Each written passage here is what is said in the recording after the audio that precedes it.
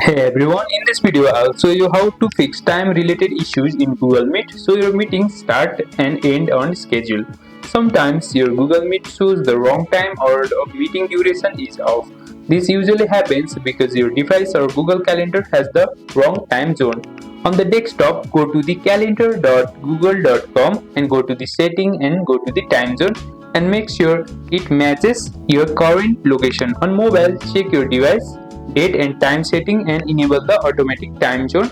Go to the setting and go to the date and time and make sure it is enabled to automatic time zone. Also double check the meeting invite. If the host has created it in a different time zone, you may need to adjust your calendar view to match it.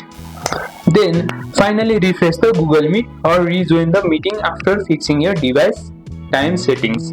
This ensures your meeting reflects the correct time and duration, and that's it. By checking your time zone and calendar settings, you can fix time issues in Google Meet easily. If this helped, hit like, subscribe and turn on the bell for more tech tips, and I'll see you in the next one.